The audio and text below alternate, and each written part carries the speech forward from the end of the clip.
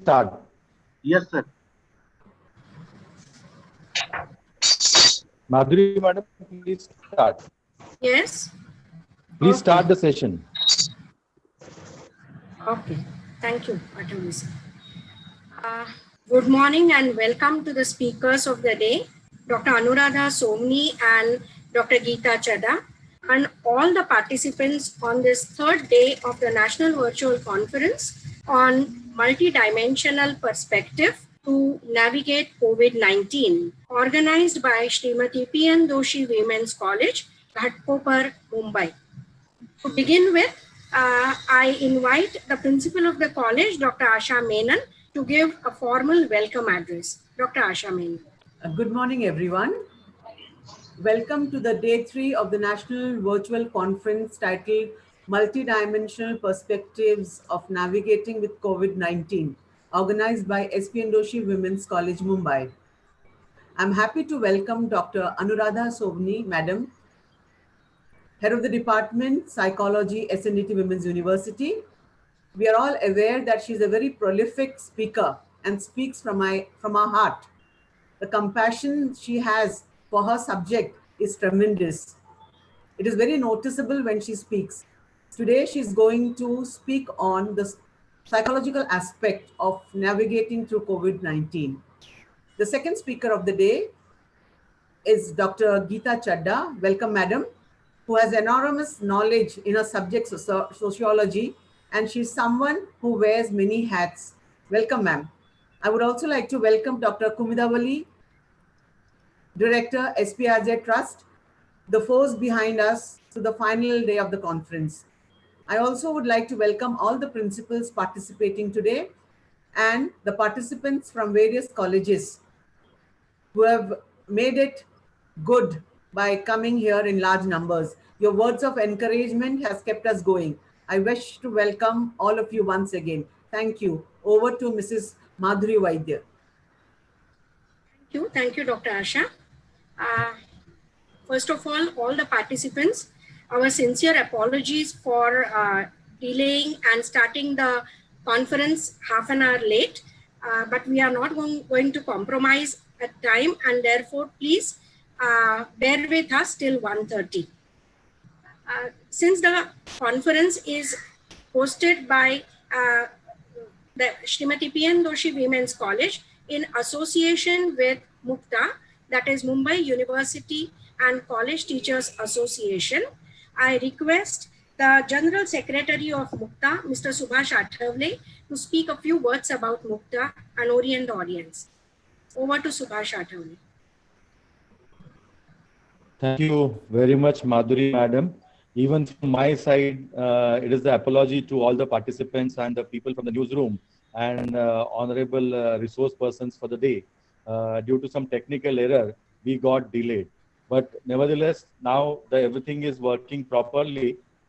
MUCTA, that is Mumbai University and College Teachers Association, is formed in 2008 under the leadership of Dr. Suvarna Raval, who is also there in the newsroom along with us. She is also governor's nominee on SNDT University, Mumbai. It is the president, Dr. Shekhar Chandratre, and the General Secretary, Dr. Namdev Mange, who had initiated the association in the beginning, and now it has become a good, well-developed organization under the leadership of Dr. Vaibhav Naravde as president and myself as General Secretary.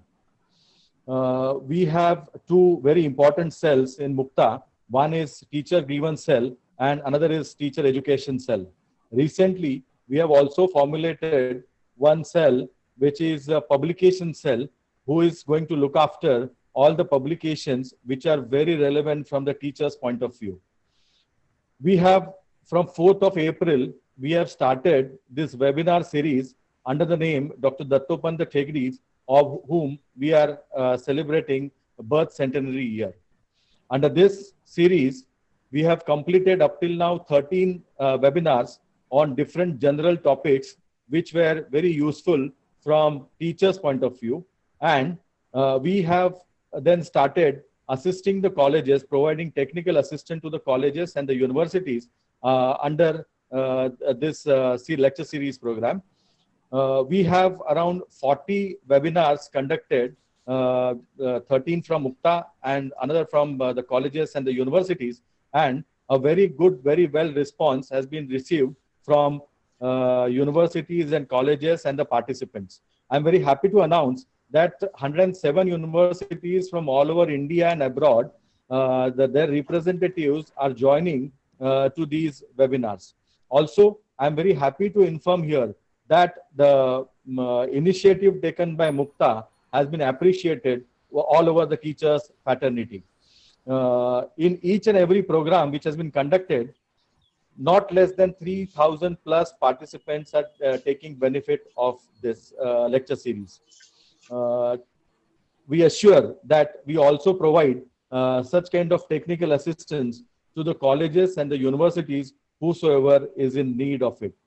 I thank you to the organizer, especially Asha Madam and the P.N. Doshi College and the management for giving us this opportunity to host and assist technically to the college so that the webinar can be live on YouTube channel right at this point of time. Thank you very much. Over to Madhuri Madam. Thank you, Athavle sir. And indeed, it is our pleasure too to associate with Mukta and in collaboration to host this conference on such a larger scale. Thank you so much. Before we go further, I would like to make two announcements. Number one, regarding the questions. Dear participants, you can post the questions on Telegram group, and at the end of both the sessions today, we will address your questions in the question answer forum. Second announcement is about feedback. As last 2 days we have been doing, after the end of the program, after the end of today's sessions, we all need to fill up the feedback form and help us to improvise further for arranging further such academic sessions. With these two announcements, let's go further for today's sessions. In this process of navigation, we started with different dimensions, such as medical historical perspective, which was taken by Dr. Mridula Ramanna, followed by Dr. Judy, who shared educational perspective with us. Day 2, Dr. Vibhuti Patel, who gave us an economic perspective navigating this COVID-19, gave us a very holistic picture about number of challenges, economic issues that are arising out of this COVID-19. But at the end, she did mention about that if the challenges are not addressed adequately, there is a possibility of certain mental issues that are likely to be faced by all the people across the sections of the society. In the next session, Dr. Jaisani, who focused more on the governance part rather than public health and safety issues, also tried to touch upon another psychological concept, and that is, he said that we need to be very careful as far as stigmatization is concerned. Before we label a person that he is so and so with COVID positive, it has to be ensured again, because it is definitely going to have some mental scar on his mind as well as the family. I think these issues definitely indicate the importance of mental health in this entire scenario of pandemic.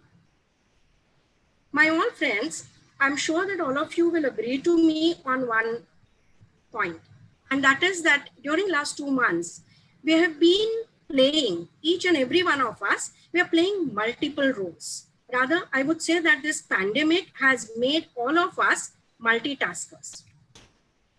Rather, when the lockdown was implemented, we all were struggling to play so many roles with which we were not used to. But at the same time, we were enjoying as well. We were getting irritated, but we were excited too. Couple of times we used to find shortcuts in playing number of other roles. Since this is a very formal platform, I am not going to name those roles, but I'm sure each and every one of us are fully aware of it. Out of so many, 2 roles which I need to mention over here. that we all are playing again as academicians in particular. One is the teacher and the other is parent. Both the roles are so close, near and dear to our heart, that ignoring or sidelining any one of the roles would be really unfair. But which means that yes, we need to balance between these two roles. Now, while balancing, what is the flow of thoughts in our mind? What are the emotions, feelings that we all experience? And finally, in which role we land up maximum time of the day, rather number of hours of the day, which definitely brings a lot of psychological and emotional turmoil in all our minds and personal lives. To navigate us, to guide us on such psychosocial issues, today we are going to talk about psychosocial and sociological perspectives to navigate pandemic COVID-19.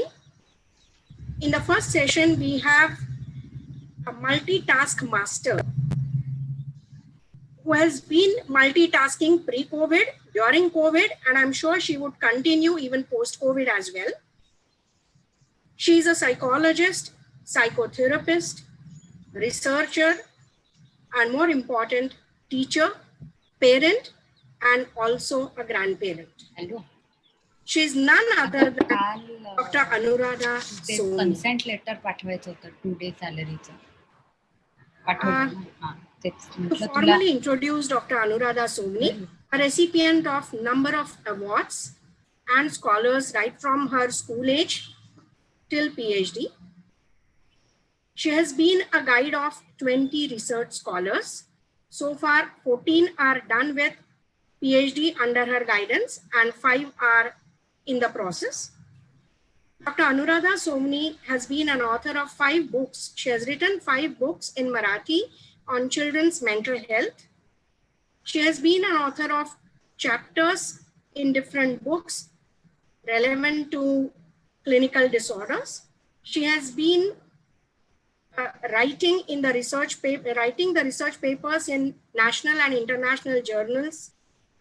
And recently, she has co-authored a book with Sage Publication on abnormal psychology, wherein she has given Indian perspective to different mental disorders. Dr. Anuradha Sohni is instrumental in developing a project, pre-litigation counseling with Mumbai High Court, which started last year and is branched now in Mumbai, in Pune, Nagpur, and Aurangabad. A day before yesterday, Judy was talking about gamification to be brought and highly used in the field of education. Dr. Anuradha Sohni has developed first gamified recruitment and talent management tool called Notex.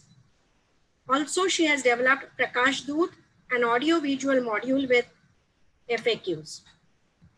A very active practitioner in the field of mental health, Dr. Sohni has worked as a consultant in different national and state level bodies, right from NIMHANS, Yashada, and various hospitals like Jaslok Hospital in Mumbai.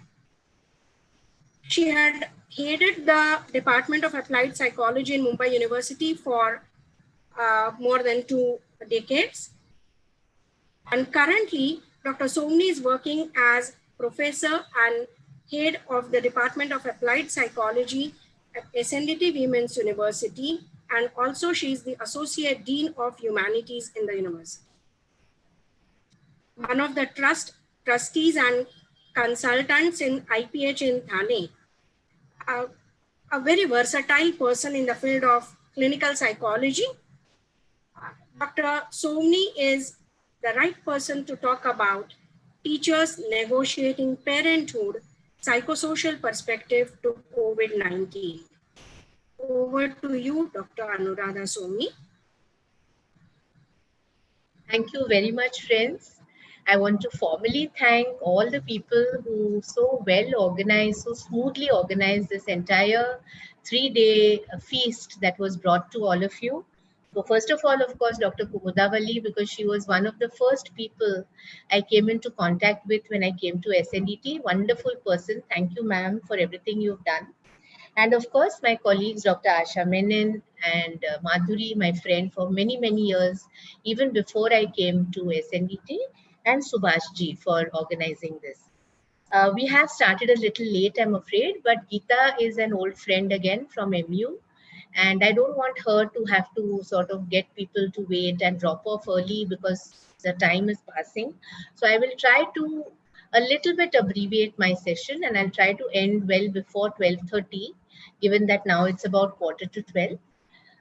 And then I would only request that, of course, I will be waiting back to listen to Geeta for sure, but I would like to take questions for my session right away after my session is done, because the perspective will change, and there will be a lot of other questions, I'm sure, which will be directed later to Geeta. So let's divide up the key questions right after each session, if that is all right.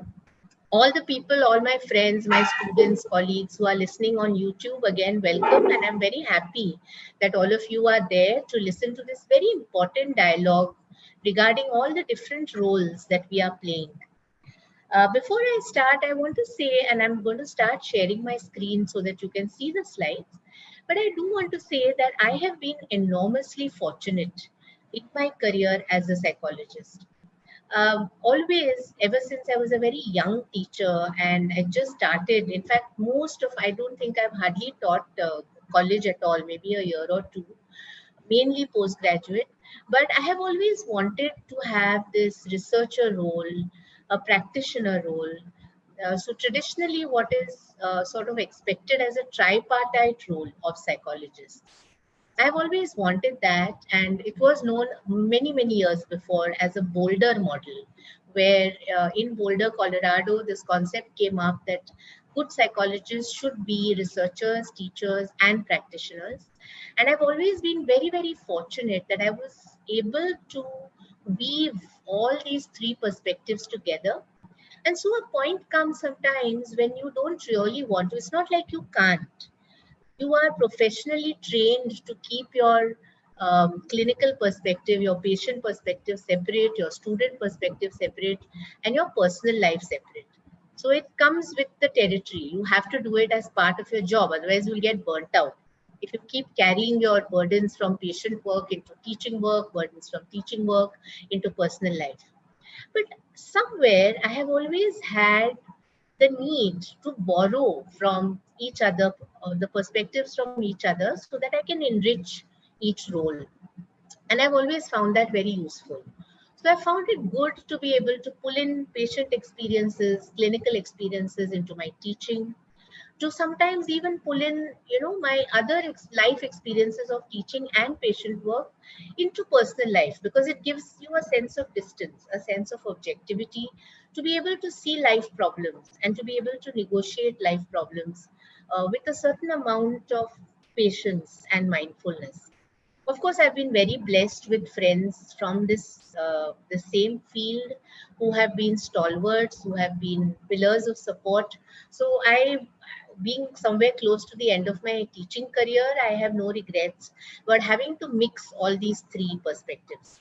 So friends, what I want to do today in the half an hour, 45 minutes, which I have, is I would like to bring in these three roles and also think of how best we as teachers can bring in our understanding as parents. We as parents can bring in our understanding as teachers and enrich our own roles along the way. I will also add in a little bit of the research which we are currently doing. A lot of my research, which I do typically, is action research. There's a lot of community work which comes into it, because that is my key interest. And so I was very amused when everyone was apologizing about the delay, half an hour delay, because of technical glitches and YouTube glitches, because we in community work are always used to delays. So I was thinking back while we were waiting for the program to start about so many programs. I remember one where I had gone to give a talk and they had tried to arrange a mic. Now that was wonderful, because in a community setting, it's not easy to arrange a microphone. But I don't have the loudest of voices. So they knew that I won't be heard in a large group of 200, 300 people. And so they arranged a mic, but it was a very It was a very shaky mic, so it would keep moving every time I spoke. And then this main man, like he was some kind of a local leader, and he walked up and he pulled out his handkerchief and he tied the mic very firmly to the stand. And he said, "Tai, आता तुम्ही काही काळजी करू नका. आता काही होणार नाही. Now the mic is going to work well." So you see, I think this is the fun. This is where the opportunity lies in the crisis. This is where you learn to negotiate all the difficulties which come, like they have come in the pandemic, and come out wiser, stronger, smarter. So you will have figured by now that a lot of the perspective I'm going to bring today is more of a positive perspective. I'm not going to dwell too much on diagnostics and stigma. And although I agree that what Amar brought up yesterday was very important, and yes, people are definitely, there's a whole fear psychosis around COVID, which shouldn't be there at all. It's an illness like any other illness, and it has to be treated, and people have to get better. That's the simple fact. So let's move straight to my presentation. And so this warning note in the beginning was like a sort of spoiler alert, trying to tell you that there will be times when you'll be quite confused. What is she talking about? Is she talking about me as a teacher or me as a parent? But I have a feeling you will figure it out by the end, as most things become clear by the end. So here we are with the slides. So what I've titled my session, friends, is Teachers Negotiating Parenthood. We are essentially teachers. Our role in the community is that of a teacher. We are definitely working from home, all of us, even if we are locked down. So the fact that we are playing the role as a teacher has not gone anywhere. But we also cannot leave aside the fact that we are parents. And slowly, as I go through the session, you will start noticing how close the two roles are, and how clearly we have to tell ourselves which role are we in right now. Because you see, a lot of the parameters that are required to be a good teacher or a good parent are quite similar. And I'm going to bring in some fairly interesting research to show you this. So I'm going to ask you a few questions to start off the session. Obviously, it's not at this point interactive. So you can answer the questions for yourself, and then you will find the answers in yourself. You won't need to ask me those questions later. So first question I want to ask you is, what is this a checklist of? Okay, it's a checklist of duties. It's a checklist of, just read it. It says we have to provide a safe environment. We have to provide for basic needs. We have to provide for self-esteem needs. We have to teach morals and values. We have to develop mutual respect. We have to provide discipline, which is effective and appropriate. We have to involve ourselves in their education, and we have to get to know them. When we are with our parent hat on, like Asha Menon told us in the beginning, Geeta and I are pretty much hat shifters because we all wear multiple hats. It's a patient who's a parent sitting in front of me. I would agree with them that yes, you have to do all of these things. Just a small interruption. If at any point you see the signal going, because I have a very poor signal in Thane, I'm just trying to back up with another geo backup. But if it doesn't work, just give me a call so that I will know there is some problem with signal. This is not the most well-equipped area in terms of signal availability. So I'm just putting my backup up, but in case you have any problem hearing me, please just quickly give me a call on my phone. Yeah, sorry for that interruption. So the answer that will come from the parent is, yes, I need to do all this with my child.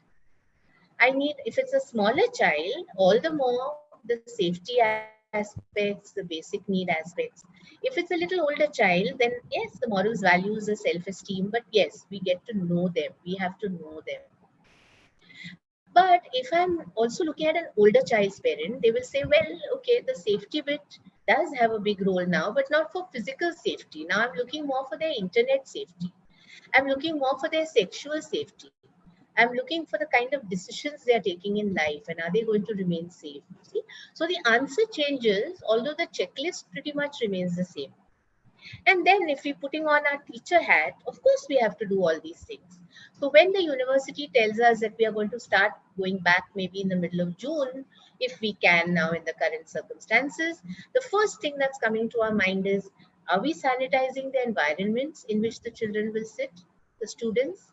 Are we ensuring that they are well spaced out in terms of distancing? Do they have a safe way to travel to the study place, or should we just continue with online learning? So you see, a lot of the questions that we now answer are getting answered from a teacher perspective.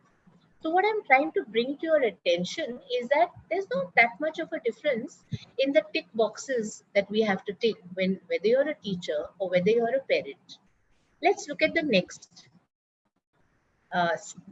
slide. Now, this is well-known research. Everybody who has read Diana Baumrind, and years ago, it's decades-old research, tells you that there are four kinds of parents. There are authoritarian parents, authoritative parents, permissive parents, and uninvolved parents. What are they like? The healthiest style is supposed to be the authoritative style, where you set limits, where you set discipline, and you are still very warm, you are very child-centered, you're nurturing, and you're responsive. You're constantly in dialogue with your child, but the child knows very well that there are rules which cannot be broken. The authoritarian parent, on the other hand, is a very top-down parent. Remember, it can work. There are lots of countries very traditionally where parenting styles are like this, and that is expected.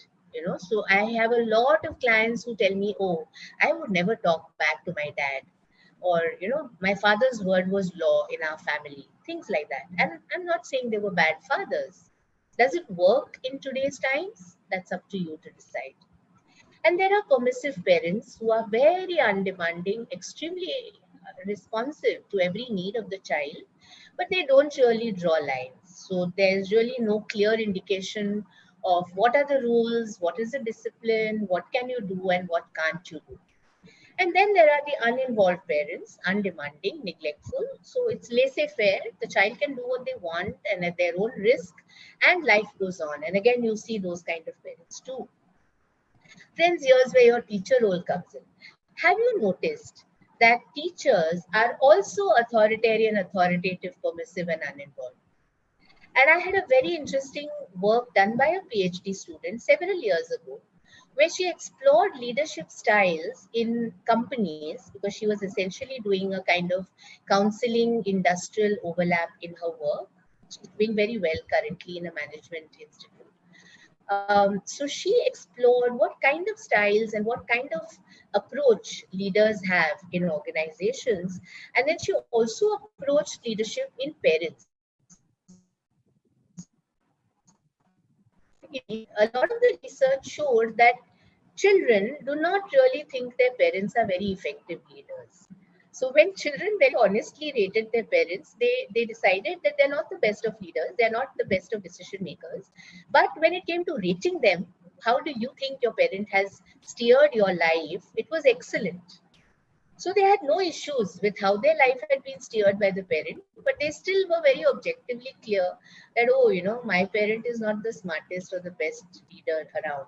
I'm sure my children feel the same way, because a lot of the things I do, they find hugely funny. And I'm sure now with the world of technology, I need to rely on them more and more for teaching me how best to negotiate this online world. So once again, we realize that when it comes to a personality style, we are going to pretty much stick to that style, whether we teach or whether we parent. Now let me come to my next question.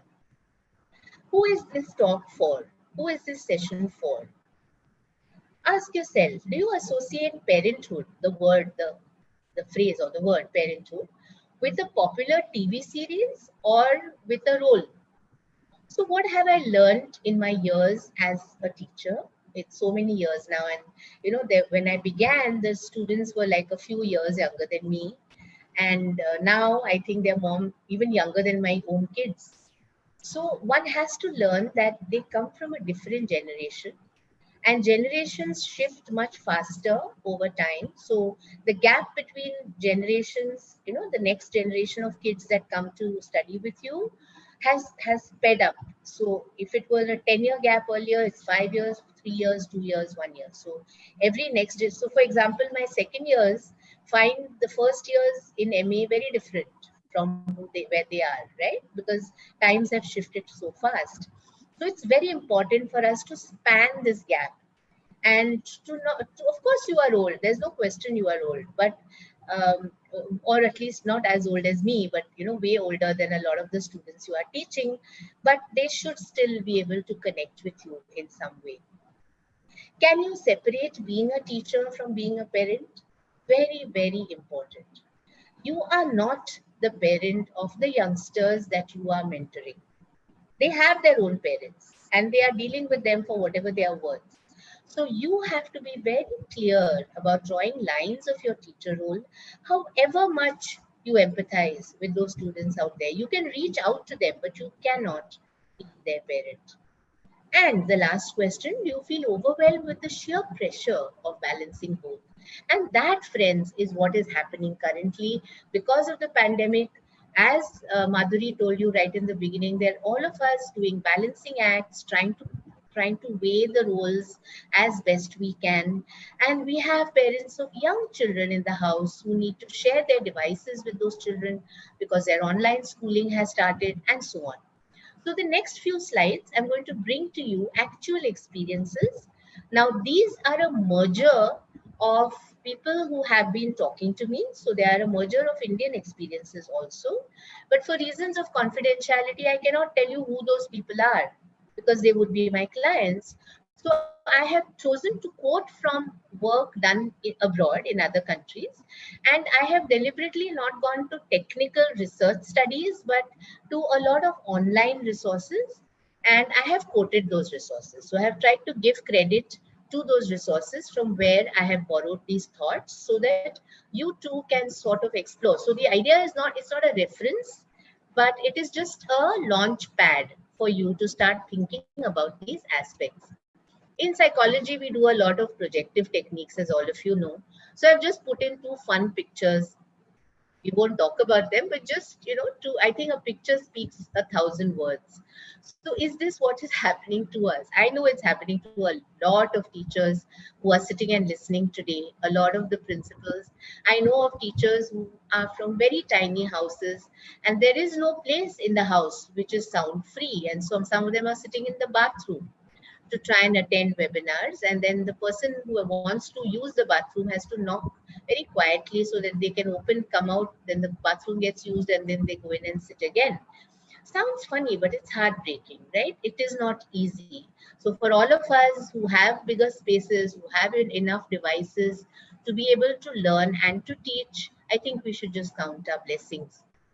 How many of us right now are falling asleep at the keyboard? Little children most certainly are. I'm very sad to say that schools have sort of taken this whole, online learning very seriously, and they are doing 8 hours of teaching sometimes. Who can concentrate for 8 hours on a 1 foot by 8 inch screen? So I think these are just some thoughts to think about. But let me bring you to some of the issues which teachers are talking about. So what is this about? This slide, it's about teacher burnout during pandemic. Very important. I think it's echoing all our thoughts. One teacher says, I get to know kids in 100 little moments throughout each school day. You see, we cannot know the child through a screen. When the new school year starts, if I have new students, even MA students coming in, am I going to feel the same connect with them as I would have when they were living, breathing creatures in my classroom?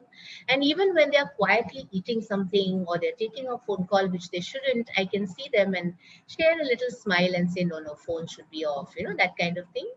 Very different on an online medium. Normally driven by an early alarm clock and bells throughout the school day, the fluidity of remote learning has left many teachers feeling unmoored. Many teachers are coming and telling me, ma'am, there's no check-in and check-out time. I'm working at 12 midnight, 1, 2, 3 in the morning because the day doesn't seem to end, because there is no hard end to any schedules. Now, some of us may be workaholics and some of us may actually be volunteering to do work late midnight, but that's by choice.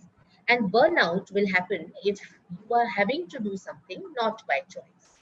So you see what teachers are saying? Working from home is not what teachers signed up for. It's a huge challenge. We are not used to sitting at all during the day. Let me share a wonderful little anecdote of one of my PhD students who is a special teacher. Now, the work she does with her children with special education needs involves a lot of body work. You see, it's not face to face like this. A special education needs child cannot connect with a face talking to them all the time. So she has to clear up space in her house so that she can get up, move behind about 4 or 5 feet, and do a lot of movements, actions, jump, sing, engage the child.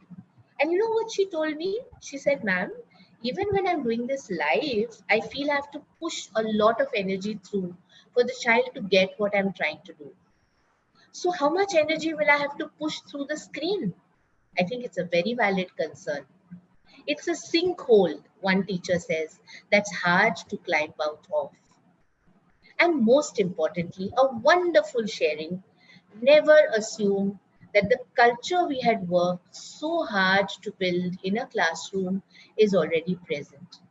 My dear friends, I see my friend Vibhuti is also joined us, one of the best teachers and researchers that I have known in SNDT. You see, as a teacher, when we go to our class, we are doing this very unknowingly. When we go in, and teacher and students have told me this later, it was a given that we can do this. It was a given. You never told us that we can't walk in late, but we felt we shouldn't walk in late. There was a culture. I have never till date, I'm telling you this, friends, I have never in all my 20, 30 years of teaching, I have never told students don't walk in late if you're late. It's Mumbai city, trains get late, you don't get a bus. Walk in, it's okay. Learning is learning. You want to learn in the last 10 minutes, it's fine. It doesn't disturb me. I have never told them don't eat in class because I know many of them leave home very early. They don't eat enough and then they don't feel well. So it's fine. As long as you don't disturb me, it's fine. But I do tell them that, look, these are not rules for all the teachers in the department. These are rules for me.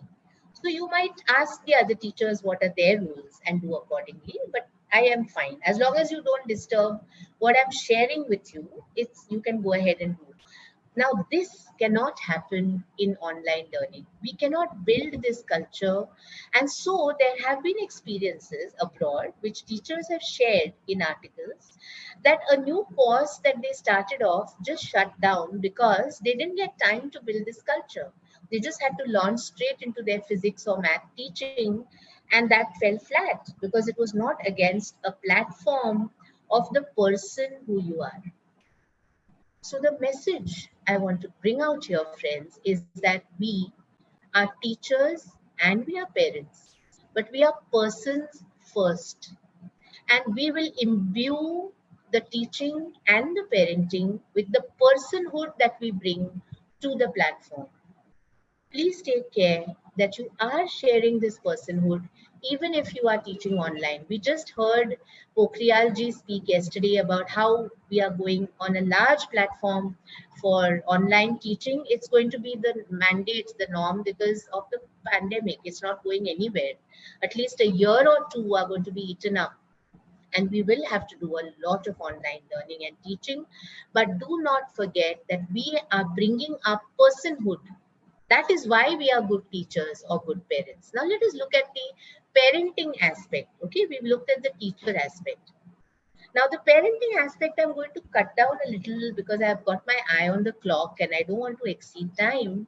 But keep in mind that in the place of two transitions, that is a worker who was trying to, or an employee who was trying to balance work and life, they had two transitions. One was from home to work and one was from work to home. Finished. It may be a horrible transition. It may be 2 hours of commute every day. It may be in a crowded train, but it was 2 transitions. And so, as Madhuri said, in the beginning, when the lockdown began, we were very excited. I said, wow, no more commuting. Great. I love this life. I don't want to go back to the normal again.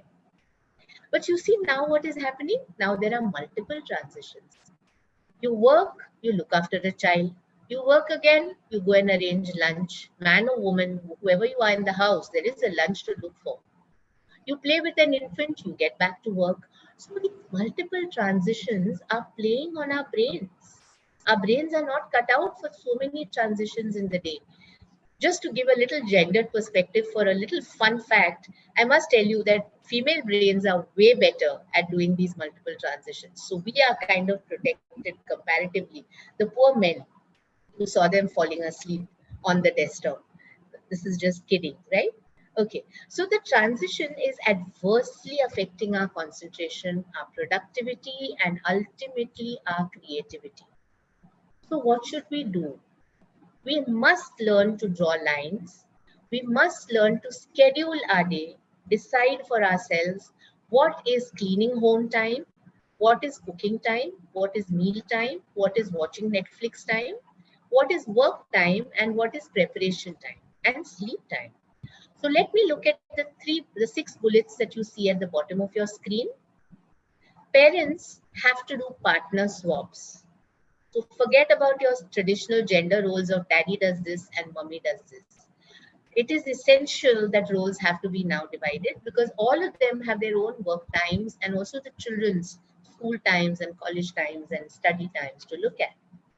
We need shorter shifts. We can't do 8-hour shifts. School can't be 8 hours. I was talking to a school management on one of these webinars and I said, friends, you're forgetting that 8 hours includes a recess, includes playtime, includes value education, includes time out there playing football, includes school bus time. All this is lost. So do not squeeze in content into 8 hours. Your children are not learning anything. So pool your resources, have shorter shifts, have clear-cut shifts where you shut your screen and that is it for the day. Use partner swaps. Last 3 very important concepts. Very, very, very important. I cannot underline them enough. I'll start from the bottom, your right side bottom of the screen. Sleep hygiene. Are we getting, see, earlier we used to complain that we are sleep deprived, we're not getting enough sleep, so much of work, so much of travel, so much of teaching, so much of preparation. But we are still not getting enough sleep. Why? Something is wrong. We are not scheduling our time correctly. What about computer fatigue? There is a lot. People are complaining of shoulder pain, back pain, carpal tunnel syndrome, eye strain. And Zoom fatigue, a huge hat as a neuropsychologist telling you why. When you're working on a screen, friends, first of all, you cannot resist the temptation to multitask. So when a meeting is going on, you will quickly reduce your screen, go to your mail, answer a few mails. So you are already, you're pressuring your brain a lot more than you would in a face-to-face meeting. 1. Second, when you communicate with each other, you are used to getting signals from the other person. You talk, the person nods. You say something, the person smiles. In an environment like this, I have to wait a millisecond for that reaction to come.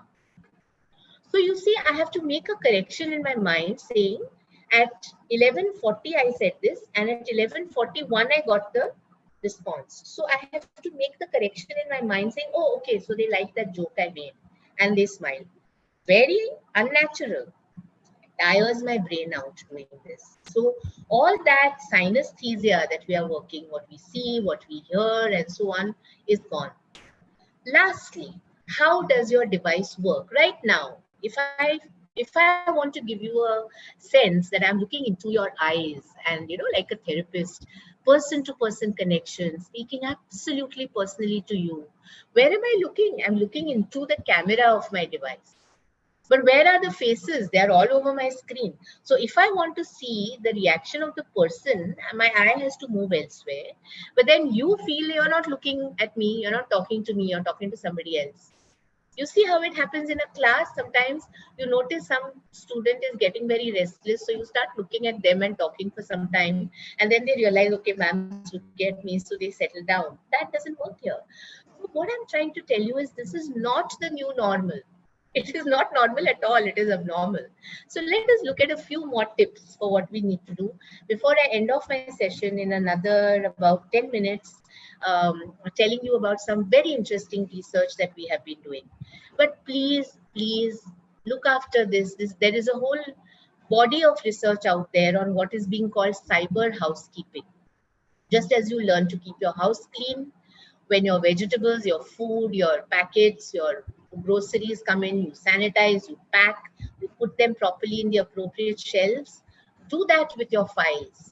Clean up your hard disk, clean up your, I'm sure all of your hard disks are looking horrible right now because you just kept attending webinars and saving up stuff and you don't know where it all is. This is the only channel that is alive right now, my friends, as teachers. This is the only channel right now to communicate. So please have a good antivirus, have your firewalls in place, update your software. Most of us are very used to having institutions doing that for us. No, we have to do it for ourselves now. Set strong passwords, add layers of authentication, back up regularly, and use all kinds of encryption. Ask the youngest person will tell you what to do, because they are really the digital, the knowledgeable guys. We are the migrants. We don't know how to deal, how to negotiate with this space. Let me move on to some of the very interesting work I'm doing, and I think most of the questions are likely to be from here. What age group are we looking at? Okay, so now let's set aside this whole aspect of whether we are negotiating the pandemic as teachers or whether we are negotiating the pandemic as parents. What age group are we looking at? Children. If you are teachers, some of you may be, some of you may have family members who have school teachers, as a role that they have to play. So what are the concerns? Screen time, cyber safety, child porn has gone up exponentially in the pandemic. We used to restrict screen time. Young mothers are asking me, we used to set a limit, half an hour, no more screen. Now, where is the choice? You have to allow the child to share your device. So there are a lot of concerns about screen time for children, and I'm doing some very interesting work with responsible netism to ensure that cyberbullying is controlled, that cyber safety is brought in as one of the big targets for school counselors in the coming days. What about adolescents? Very interesting phenomenon here. You see, all parents are talking about adolescents in social media, adolescents and relationships, adolescents and sexual safety. And a lot of parents are telling me, currently I'm not worried, because he or she is not going out anywhere. So I know where they are. I know they're not up to any naughty business, and I'm very happy right now. But how long is this going to last?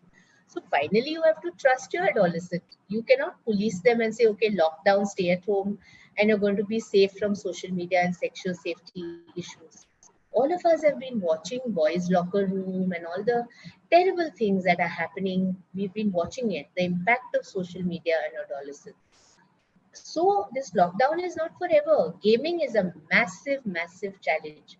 I'm going to share with you a very interesting report that we came out with, in which most children in Maharashtra, and I'm not talking about metropolitan Maharashtra, I'm talking about deep village Maharashtra, children are talking about being addicted to PUBG, addicted to games, staying up till 6 a.m. and not able to focus on studies or work, because although they know that they shouldn't, and many of them have also been cyberbullied, they have been stalked, they have been harassed online, but they have not told their parents. And young adults, career trajectories, what choices are they going to make in the future?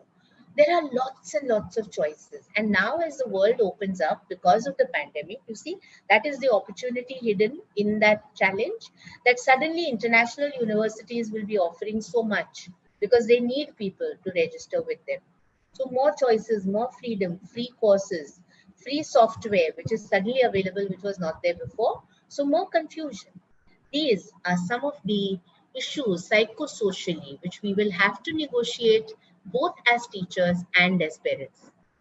So let me quickly end the last 10 minutes of my talk. I hope I have that much time. Yes, I do. So some of the quick sharings about partnerships as a teacher, parent, mentor. Like I told you in the beginning, I've been amazingly lucky that I've been able to I was blessed with all these roles right from the beginning, and even my IPH, my community mental health center, where I've been a kind of a partner, a trustee from the beginning, has brought me very close to how community mental health needs to be negotiated even in these times. And we are trying to publish something about how even rehab activities for people with schizophrenia can be taken forward in times like this.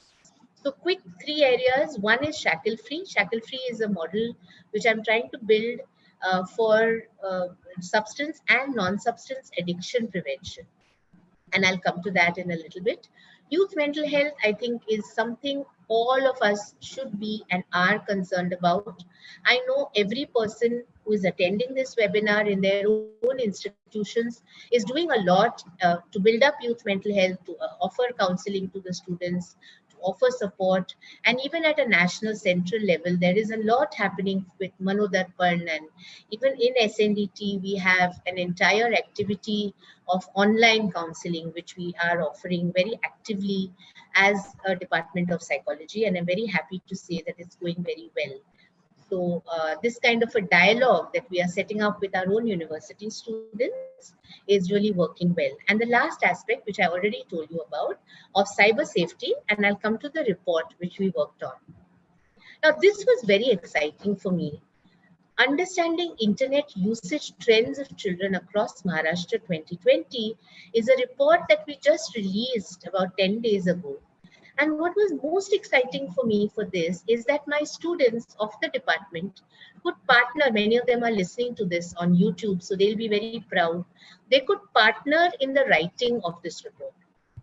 So what we did is, and you will see the credit that has been given in this white paper, which we came out with support of MCPCR, MSCRT, with the NMIMS researchers, as well as the SNDT Women's University Department of Psychology students.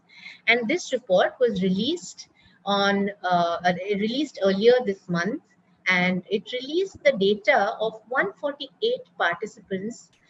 Sorry, that number is wrong. It should be 1148 participants from 6th, 7th, 8th, and 9th standard from 18 schools all over Maharashtra. So close to 1,200 participants. And 88 or 89% of these students were between 12 and 15 years of age. As I already shared with you, they have been very honest, and they have shared how much there is harassment, hacking, PUBG addiction, lack of sleep. Many of them are aware of the dark web. Many of them are aware of guns and drugs and sex being negotiated over the web. Did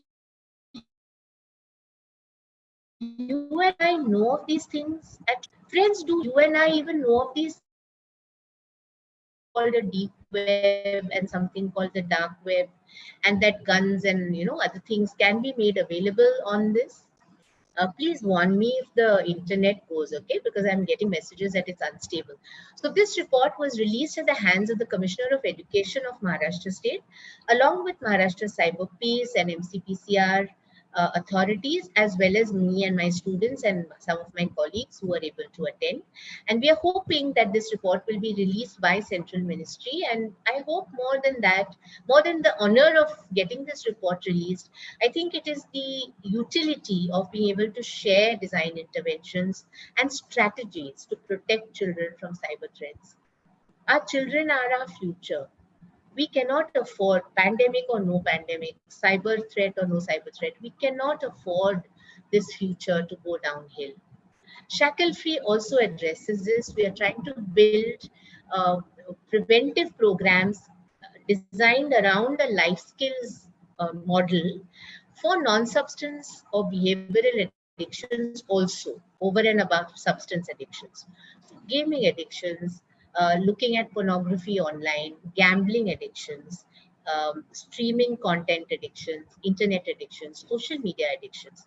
And there's a small paper which I've come up with, which will be published next month, which actually talks about the neuropsychological substrates of why adolescents are prone so much to these addictions, because their brain is at that state of flux. The USP of Shackle Free, once again, I think our lives as teachers are all about our students.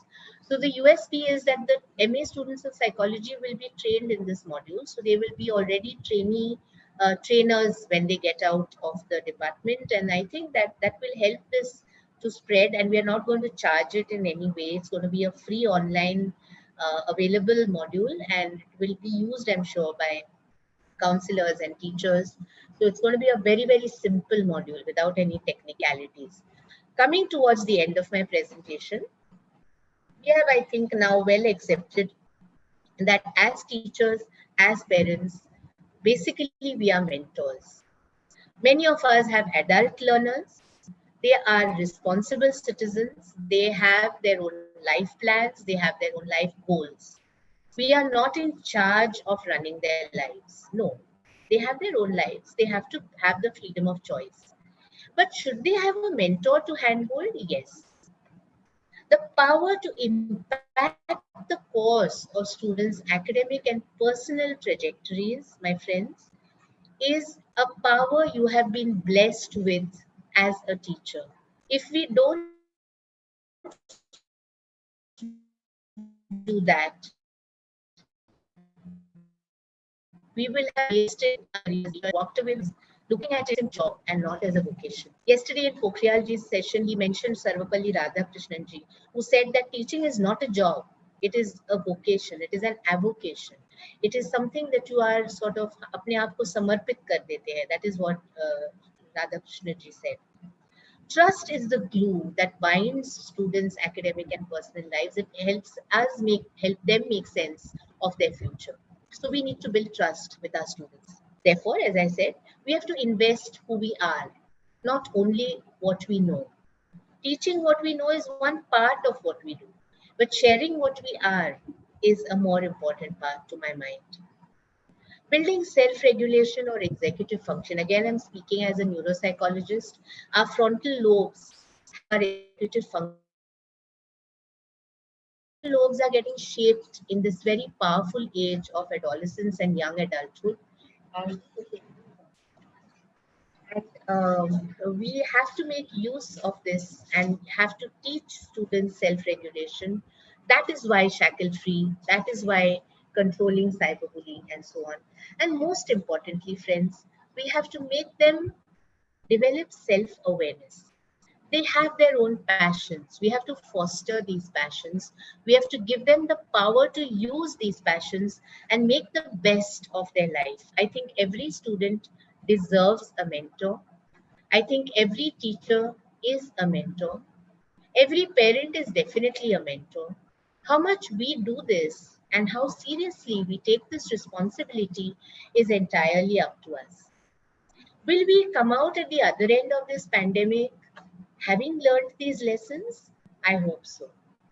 Are we open today to the needs of our students? I certainly hope so. But at the same time, a mentor is no use to anybody if they don't look after themselves. So are we also trying to look after ourselves in the process so that we come out stronger at the other end of the pandemic? Again, I hope so.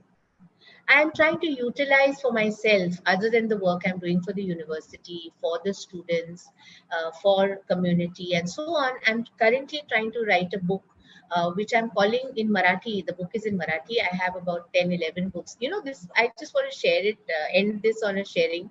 I come from 3 generations of Marathi writers. My grandmother was a very well-known Marathi writer, and so was my mother. And so I never, ever, ever thought that I could write in Marathi. I had a big chip on my shoulder. I had studied in English. I had done my PhD in English. I teach in English. I never thought, I always had this big hang up that Marathi to main kabhi likh nahi paungi. I don't have the language. I knew it. I was speaking it at home, but I never thought I had it enough to write books. Then I got married and came to Thane, and I looked around me and I met people like Anand Nadkarni and Shubha Thatte and stalwarts like this. Out, you know, their language tripped off their tongue. Their Marathi was so beautiful; it was like poetry. And I got an even bigger complex. I said, "ये तो मैं बिल्कुल नहीं कर सकती." Then I got encouraged. I said, no, let me try. So I started writing in Marathi, and my first drafts would go to my mother. She still reads all my first drafts. So she told me, you know what is wrong? You're thinking in English and you're writing in Marathi. So all your sentences are ulta. The structure of grammar of Marathi is different. So now I take it as a learning, and I find my own language getting more beautiful as the days pass. It will never reach the level of my mother or my grandmother, but I'm happy with what I'm writing. So the book I'm currently attempting is called Chuklela Trairashik. Trairashik is a math sum that my grandfather's generation learned, in which there are three components, and how lives go astray when one of those components go wrong. You know, your own life decisions, the people you are with, and life circumstances. Let that not happen to you in this pandemic. Keep your life clean, mindful, stress-free, be there for your students, and most of all, be there for yourself. Thank you very much. I enjoyed doing this session. Thank you.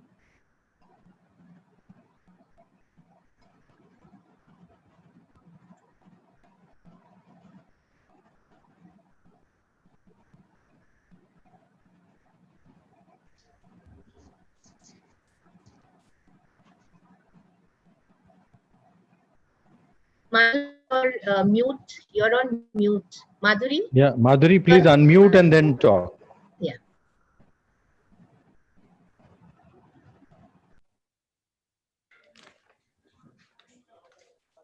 Yeah, I'm sorry. Thank you so much, Somi ma'am, for a brilliant session and a wonderful presentation that you made with those luminous tips, right from teacher being a parent and parent being a teacher, which definitely enhances to enrich our both the roles very effectively, being authoritative, adopting that authoritative parenting style, and how to cope with these multiple transitions from one role to another role, which is definitely affecting our productivity as well as family life. But how to cope with it so effectively by, marking that what we call as Lakshman Resha between our teacher's role and a parent's role whenever required. Thank you so much. Now, I think we go for question answer session, and it's over to Dr. Aarti Verma. Dr. Aarti. Good afternoon, one and all. Myself, Aarti Verma, is here to moderate a question answer session. Very first, I would like to say the session was indeed very informative. It was very apt, and it is applicable to current COVID situation for parents as well as for the teachers. Now, my first question here is how to reduce screen time of the children and the youngsters, which is one of the biggest challenge that parents are facing. And this question is by Dr. Madhumita Madam.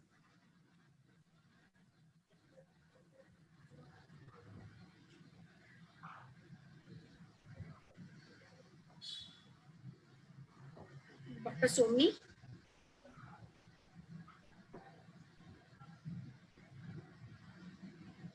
Soni madam, please unmute and speak.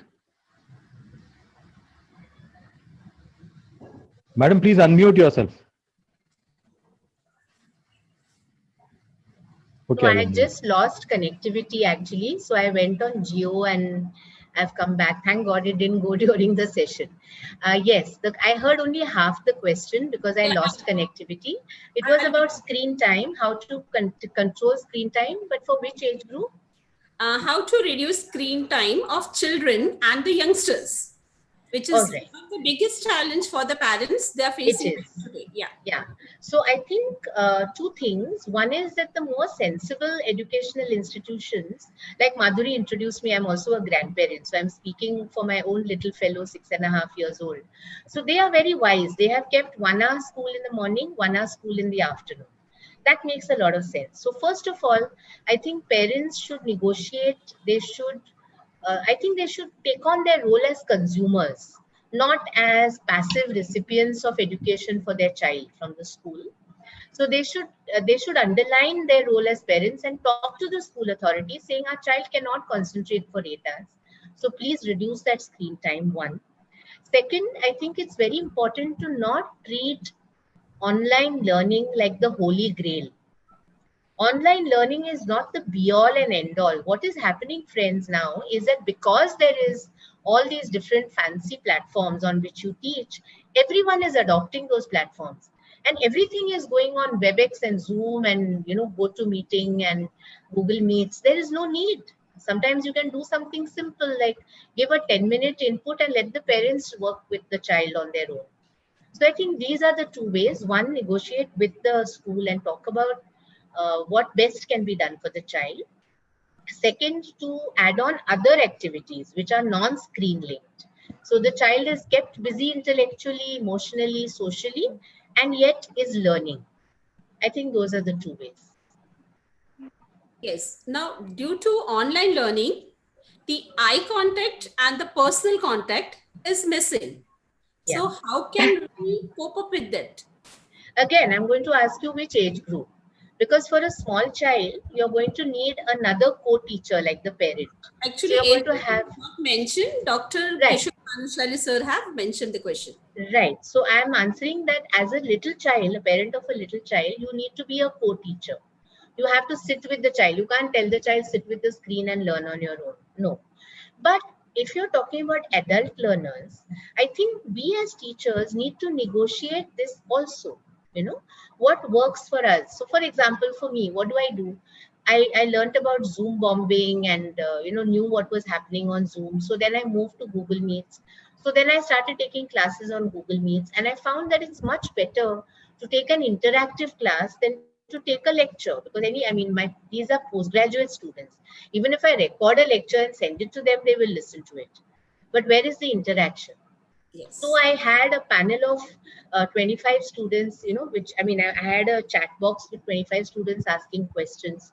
Then I also developed a peer learning strategy. So I took for my first years, I took in 4 or 5 of my very bright second years and made them the peer teachers. So they would join me in these sessions, and I would suddenly stop in the middle and say, okay, now this part, I'm sure you all also had this difficulty last year, because last year you were new learners for this course.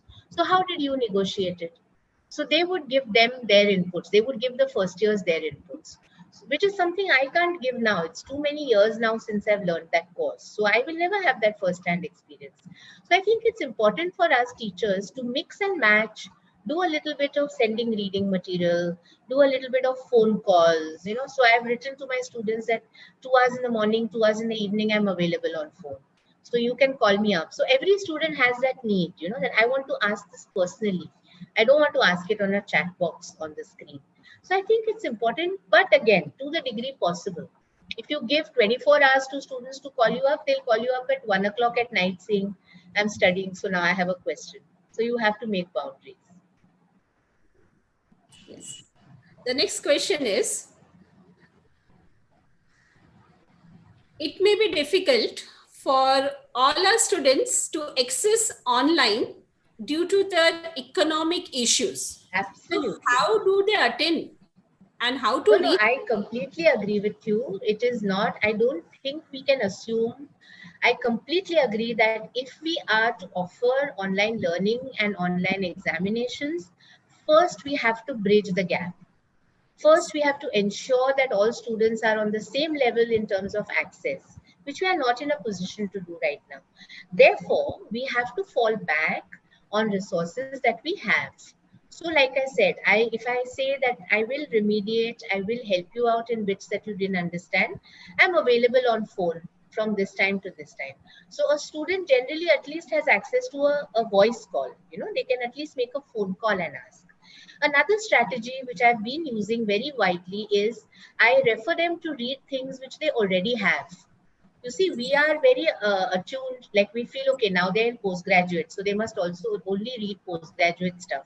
But there is so much material in their undergraduate books which they've not gone into in depth. And if I ask them, tell me something that you read in TY, they will tell me. So I say, right, now go back and read this and pair it off with something that you are able to get from this book. And I share that soft copy with them. Now, maybe they can't access that soft copy, but usually they can. So, I think it's important to rely on simpler options. Don't go for the fancier options. Like there are lots of options of online tools, which in fact we all also have been learning from our EduTech department, and they're fantastic. Like Jamboards are great, Google Groups are great, Google quizzes are great, but not all students can access them. So what use are they? Can media play some role between teachers and today's youngster generation? I think so. I think media in what way, I will tell you. As a teacher, I have always been using examples from popular media. I'll give you some examples. I asked students in class, tell me a rational song and tell me an irrational song. तो तुम मुझे ना मिलो तो कोई बात नहीं, किसी और को की बनोगे तो मुश्किल होगी. Very irrational song. It has led to acid attacks. You know, if a child feels, a boy feels or a girl feels that this partner is not mine. So I wrote a Maharashtra Times piece on this. किसी और की होगी तो मुश्किल होगी, and it was a well-read piece. So I've always used popular songs. I have done programs like Pitara on Vivid Bharati. So I think it's important to use media. Madhuri mentioned Prakash Doot, which Anand and I have done together, Anand Nadkarni and I. So what do we do in that? We try to teach concepts of depression and concepts of alcohol abuse using popular Hindi film songs. So, you know, we say,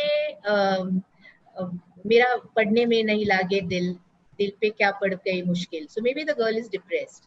People find it funny because they associate it with a lovelorn Jaya Bhadri. But it's true, right? Like depression, you don't have appetite, you don't have sleep, you don't feel like studying. So it's a good mnemonic. Students can understand this well. Another important point, I'm working with a very nice group with Dr. Ashish Deshpande, who are trying to take school mental health very seriously. And we just had an advisory board meeting 4 days back, and I have been telling them, use radio. I think radio has tremendous reach. And, you know, if authorities in the country, leaders in the country can use radio, why can't teachers use radio? I think community radio, Prakash Javadekar ji has been saying community radio is doing good work. I think our students are very attuned to using all technology. I think they would love it if we have radio programs, if we have TV shows, if media can become our partners in sharing all our concepts. I'm not talking about only mental health concepts, economics concepts, sociology concepts, everything. I think it will be wonderful because it's high time that we came out of our ivory tower and made people realize that education is available and free. It is not limited to universities. Very well explained, ma'am. The last question for the day. Nowadays, let it be the last question since it is 12:40, Aarti. Yes. We have Geeta Chadha ready. So they can definitely mail us the questions which we can forward it to Dr. Absolutely. I'm sorry, Geeta's waiting and I saw her right from the beginning. Nice to see you. I'm looking forward to your session. So nowadays, due to the current situation, there are overdose of webinars. So how to balance between the personal and professional life? Good question. I'm hearing very funny stories from my colleagues, and again, for confidentiality reasons, I will not reveal who these colleagues are. But there are people, you know, who take on a student mode, and they want to be seen on this webinar also and that webinar also as attendees. So they do one on the phone and one on the laptop. How much sense does it make? I mean, you're not listening to either. So I think the answer is to pick well, to decide what you want, to make a request to the people conducting the webinar to share a recording later so that you can go through it later if you missed it for some reason. And most importantly, please share all this with your students. This is not only for us. They are the real learners. Apna time aayega, unka, lekin apna time to gaya abhi. So, you know, give it to them. Let them benefit from every free webinar that you're getting, because they will give you multifold back what you have taught them today. So thank you and all the best, and looking forward to hearing Geeta now. Thank you, ma'am. Thank you very much. Over to Madhuri, ma'am. Yeah, thank you, Aarti, for handling question answer very beautifully. And thank you, Dr. Somni, once again for being with us. And dear participants, all these sessions for last 3 days I consider them as trailers because such much film to baki hai. They are just the thought-provoking sessions, and it is our responsibility to take upon from each session that whatever is most applicable for us and try to implement in our professional and personal lives. Now we are reaching towards the destination and we are moving towards sociological perspective to navigate pandemic, for which I request Dr. Shobha Bharat to take over. And yes, the speaker is Dr. Geeta Chadha. We welcome you, ma'am, in our session, and over to Dr. Shobha Bharat. Shobha. Thank you, Madhuri. I'm really proud to introduce the resource person for the second session of the day, Dr. Geeta Chadha. I met Dr. Geeta Chadha when I attended the refresher course at Mumbai University on gender studies. Believe me, every day, every session was meticulously planned, and we really were thrilled every minute of the course. So I'm really, really happy to have her on board. For a more formal introduction, Dr. Geeta Chadha has completed her doctorate in sociology from the University of Mumbai. Her PhD research was titled Gender, Genius and Scientific Intuition, a Feminist Perspective. She is currently a faculty member at the Department of Sociology, University of Mumbai, and on the international program of University of London in Mumbai. She has developed frameworks for feminist archiving at the Research Center for Women's Studies, SNDT Women's University. She has designed and taught a first of its kind course in feminist science studies at the Tata Institute of Social Sciences, Mumbai. She has also designed innovative pedagogic initiatives for integrating science and social science teaching. She is a member of the BOS in social work, development studies, women's studies at Mumbai University, SNDT and IGNOU. She is a chairperson of Mumbai University's Women's Development Cell and the board member of Akshar. She has another dimension to her personality. She has published several articles on science criticism in reputed peer-reviewed academic journals. She has also written 2 volumes on feminists and science, which are co-edited with Sumi Krishna. She has co-edited a special issue entitled Feminist Science Studies, Intersectional Narratives of Persons in Gender Marginalized Locations in Science.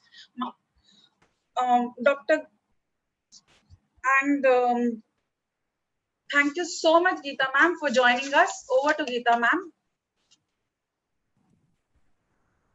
Good afternoon, everyone. Can you hear me? Yes, ma'am. Okay. So I'm sure everybody is waiting to go and serve lunch to the family and eat lunch themselves. But I'm honored and privileged, and I'd like to thank the P.N. Doshi Women's College, the principal, Dr. Asha Menon, Shobha Bharat, the coordinator of this virtual conference, and Mukta. I'd like to thank you for inviting me for this conference. And of course, it's a pleasure to see Dr. Vibhuti Patel here. It's always nice to talk in the same platform as her. So I'm going to start. And of course, I'd like to thank Dr. Soni Anuradha Soni for that lovely, thoughtful session. So let me start with my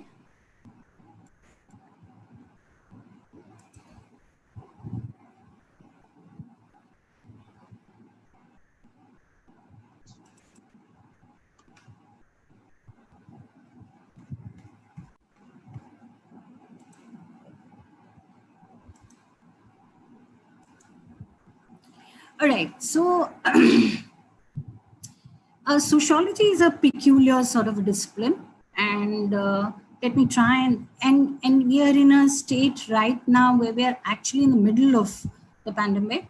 So it's difficult to theorize, but it's important to comprehend what's going on around us and make sense of it. Very well-known sociologist, British sociologist, Anthony Giddens, who has written a lot on risk societies. And I'll quote him and say, he says, apocalypse has become banal a state of statistical risks, parameters to everyone's existence. What he's actually probably trying to say is that all of us, and I ask you this question honestly, isn't this how we are feeling in the present moment of the virus, the pandemic, and the lockdown? It seems quite apocalyptic. It seems like it's the end of the world. It seems also, on the other hand, very banal because you have to do very, very practical things. It has been converted by the scientists into statistics and models and calculations of how will the virus spread, when will the lockdown end, when should it end, all these questions. So there's one major part of this pandemic experience, and that is that it seems apocalyptic. And on the other hand, there it seems to be quite banal because you have to do a lot of these very, very pragmatic and practical things. So how do we attempt a sociological understanding of this event and this experience? Here, C. Wright Mills spoke about the sociological imagination, and I think it's quite an important tool for any sociologist. And what is the sociological imagination? As C. Wright Mills says, it's a vivid awareness of the relationship between experience and the wider society. He emphasized the importance of seeing the connections between social structure and individual experience, and also human agency, human beings' ability to do things, to transform situations. He urged us to recognize that what we often experience as personal troubles, like, I lost my job, I am having a mental breakdown, or I'm not able to reach home. He actually says that it's important that we understand these as public issues connected to social structures and orders rather than as personal troubles. He, of course, also suggests that therefore autobiography must be connected with history. I would suggest that the sociological imagination also allows us to connect the everyday life world with the macro structures of society, and that's what I'm going to try and attempt today. The question, of course, is whose experience, whose biography do we wish to privilege in our analysis? Our own? Whose history, whose society do we want to write in? Just our own? So my discipline of sociology actually is a critical one and an empathic one. It actually urges us to think about inequalities and injustice. It urges us to talk about people at the most marginal locations. And therefore, I will make this presentation looking at 5 axes, or let's say lenses, of marginal experience and analysis: class, caste, gender, tribe, and religious minorities. And we'll try to talk about how each of these, the experience of the pandemic is seen differently or understood differently in these through these lenses. Now, class. I'm sure when Vibhuti went talked to you about her presentation, you must have heard a lot about how the poorest of the poor are the worst hit in this pandemic. The middle classes have a home to go back to, have a home to stay in.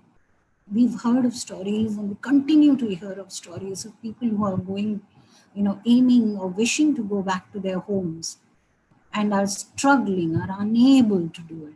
And people who've died on the way home, people who've lost their dear ones on the way home. So the entire informal sector, the entire migrant population is actually being now worst affected by the pandemic. Dipankar Gupta, the well-known sociologist, actually says something very interesting. He says that this pandemic actually started with people who were passport holders, who could do air travel. It started with largely the elite. That's how the pandemic actually, the corona was spread. Instead of putting those sections in the lockdown in the early stage, he says that we are in a situation today where we lock down everything. Something that starts with the upper class actually goes a full circle round.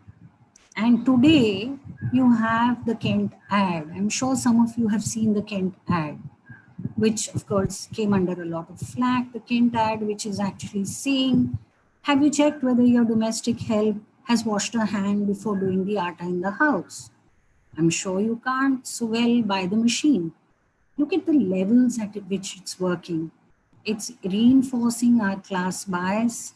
It's almost the threat for a domestic worker to lose her work as machines come up.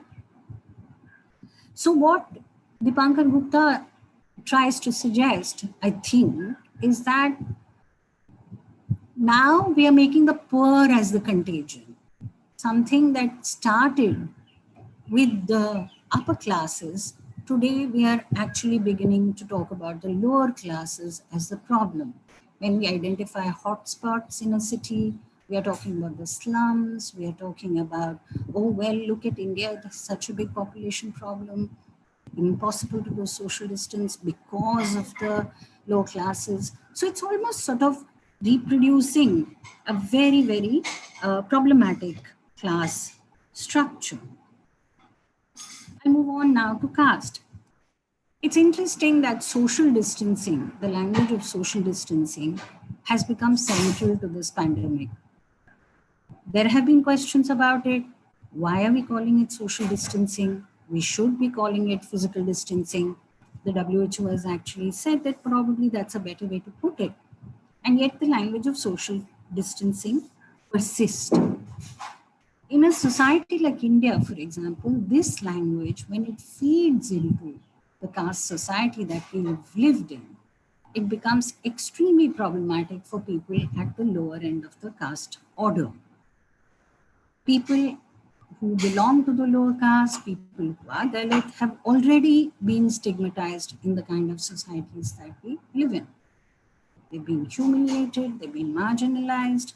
Now, in this context, for example, when we hear about things like, well, the world is now becoming using namaste and is using vegetarianism as a way of coming out of the pandemic, it is what we've always been doing.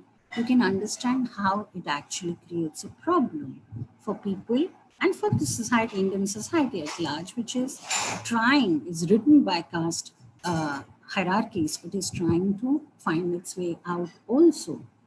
So when we see that, the pandemic actually affects everybody equally, the virus affects everybody equally, anybody who's living in the high rise or is belonging to the lowest caste strata, we're actually making a mistake because we must recognize that the virus might hit everyone, perhaps. That also we're not sure because it is supposed to hit women less, by the way.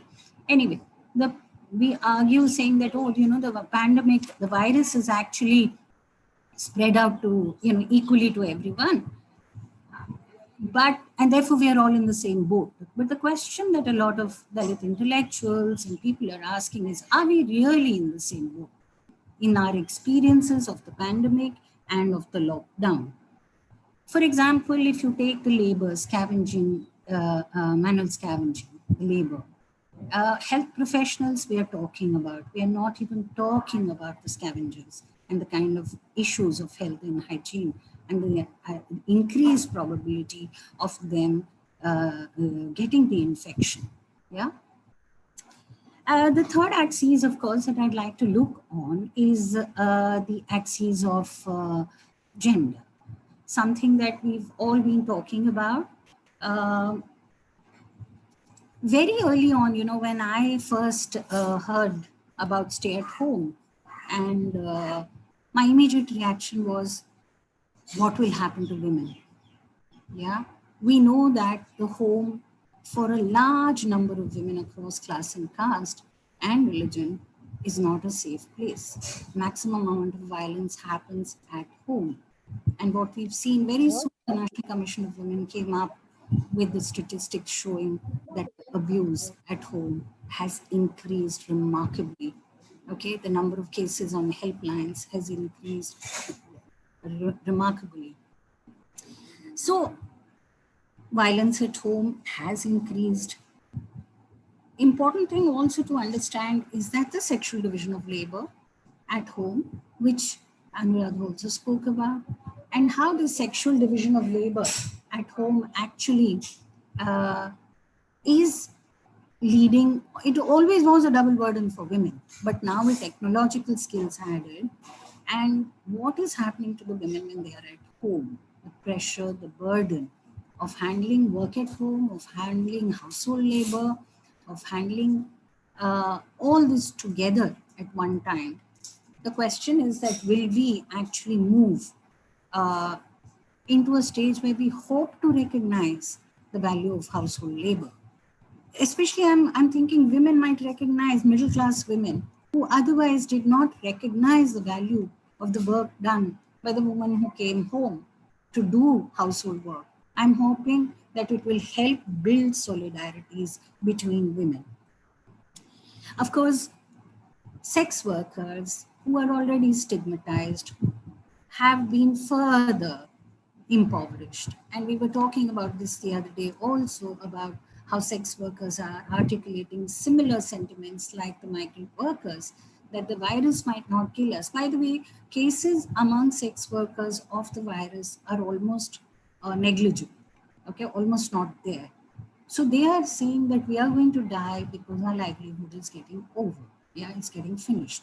And we are going to die not because of the virus, but because of poverty, yeah. Of course, we also know about the case for trans people, the hijras and other trans people belonging to the lower classes, the stigmatization, the kind of work that they do. The lockdowns have put them way below the poverty level that they were at earlier also. I think we talk very little about tribes. I was just reading a report about Native Americans and what they are, the indigenous people in America, and they were talking about, they were actually saying, interestingly, you know, this is nothing new to us. We've always got diseases from non-tribal populations. This is one more thing, okay?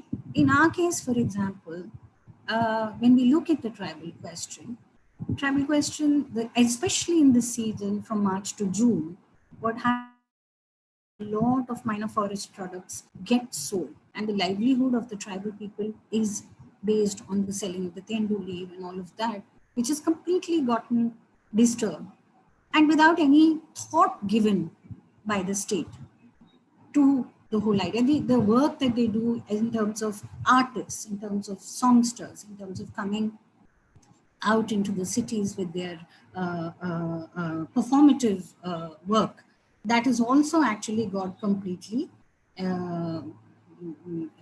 effective. And we don't seem to even think that that question is a central one. You know, what does social distancing or what does staying at home mean to people from tribal communities? And what we've been hearing are actually some positive reports of how actually tribal people are actually practicing social distancing far better than the urban poor are able to do. So maybe there's something to, you know, take away from there. The last axis that I want to look at is religious minorities. You know, we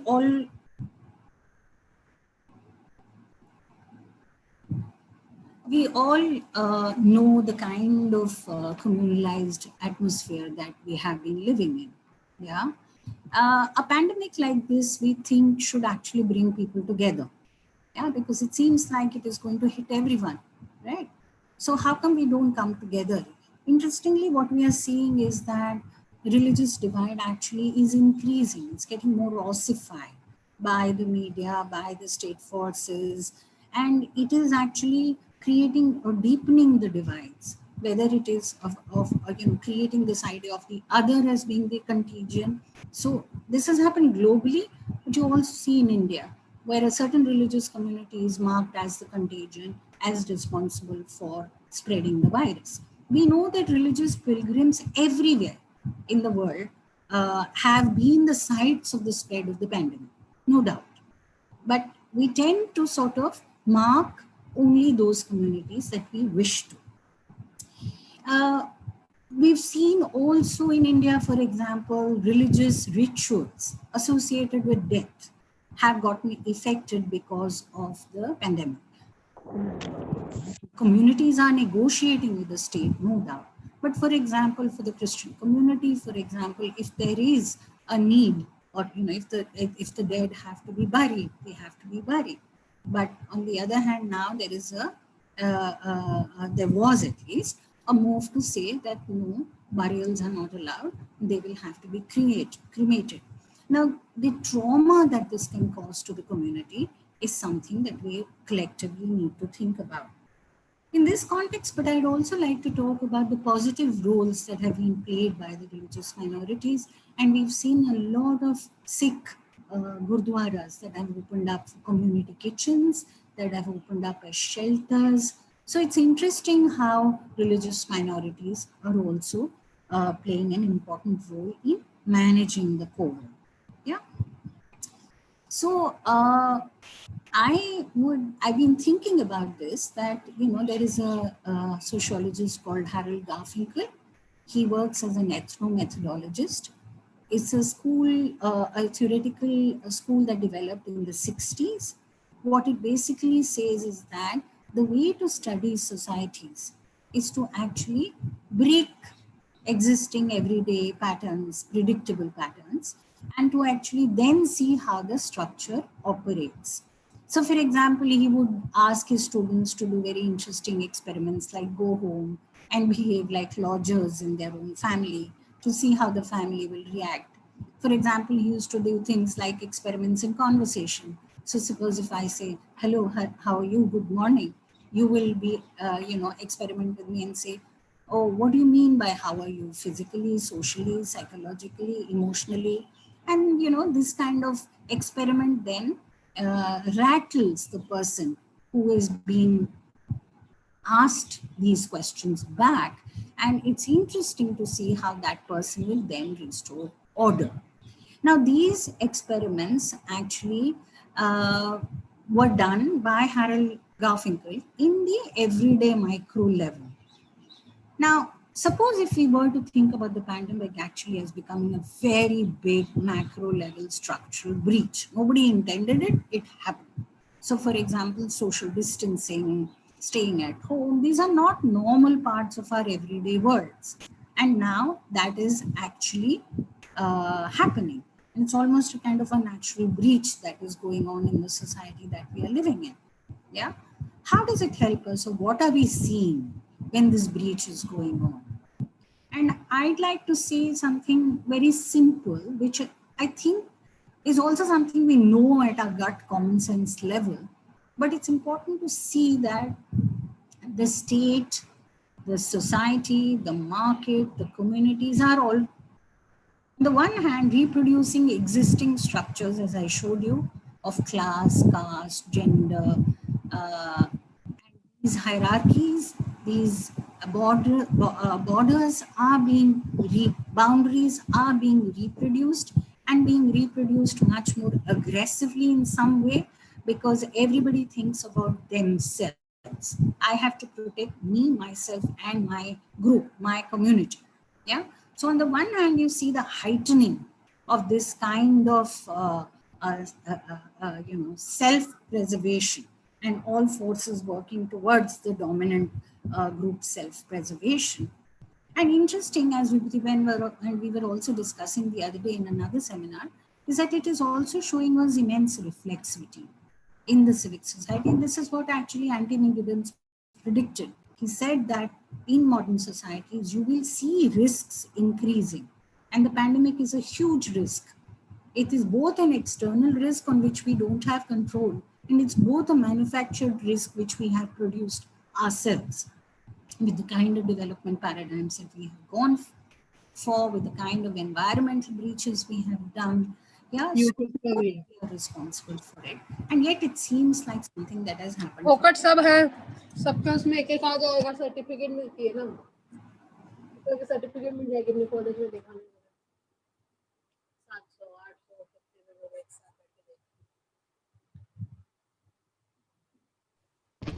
Yeah, please continue, Geeta. Sorry. Yeah, unmute. Geeta, please unmute. Yes. Okay. All right. Yeah. Yeah. So what we are seeing is, thank you. So what we are seeing is, on the one hand, we are seeing forces reproducing structures of exclusion, of hierarchy. And on the other hand, we are also seeing civic society groups, NGOs, and to some extent in some states, even governments, actually showing a lot of reflexivity on what needs to be done and where we have gone wrong. So it's an interesting sort of a scenario that we are seeing, and which we hope will help us to go somewhere better. So where do we go from here? Ulrich Beck is another risk theorist who says neither science nor politics, mass media, business, or the military are in a position to do anything about these things, risks rationally. So then if we cannot do rationally, and I sort of agree that doing things, planning, like the way we are doing that simulation, modeling, lockdown has to end at this time or that time, when will it end? What is the best time? What is the means to flatten it? All that is important. We need to do that. But as Zygmunt Bauman, another very, very well-known sociologist of modernity, says that it is actually a moral challenge. You judge a society by what it does to the life and the living of the weak. Yeah. So I think the greatest contribution of my discipline is to be able to give us this perspective from the marginal groups and to take this up as a moral challenge as much as it is a rational or a political challenge. Yeah. And I think there is no choice but to move towards global solidarities of interdependence between nations, and hopefully between across nations, and hopefully between the marginal and the powerful too. So for example, we are all waiting for the vaccine to be developed, right? So I was listening to well-known, I think, epidemiologist Gagandeep Kang, and she was talking about how when the vaccine is produced, and India is the largest producer of vaccines, globally. But when the vaccine is produced, how do we go about it? Yeah, at the moment, what we are seeing is, like communities, even sustain our nation, we have to protect ourselves. But this seems to be a pandemic. The definition of a pandemic is that it is global, right? So suppose now imagine a scenario where the vaccine is produced. Who should get the vaccine? Is it a question of morality or not? Ethical question or not? So her argument is, rather than a country giving vaccines, if it is, of course, easily available and cheap, we don't know what it will be like. Yeah. But suppose if it is, let's say hypothetically think that it's possible, then do you give the vaccine to everybody in one country?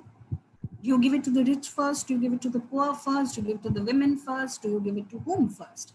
So argument is that if the vaccine is developed and if its efficacy is shown, this needs to be globally prioritized, and the prioritization has to happen to health workers across the globe.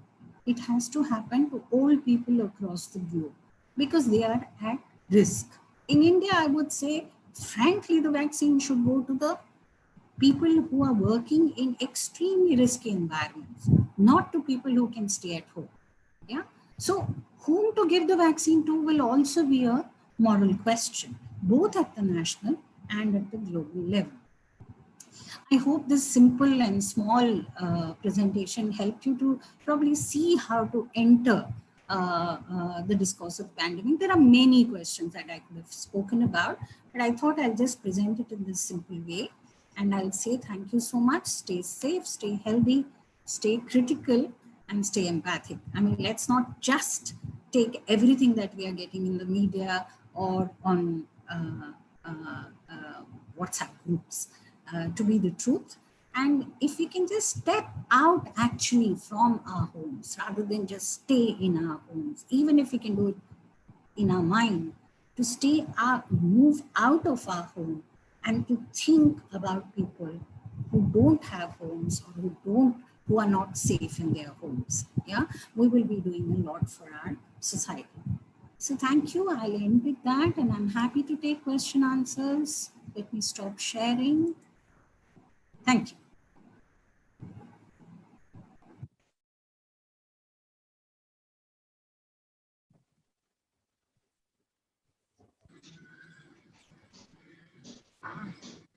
A big thank you to Dr. Geeta for such a brilliant, eye-opening session.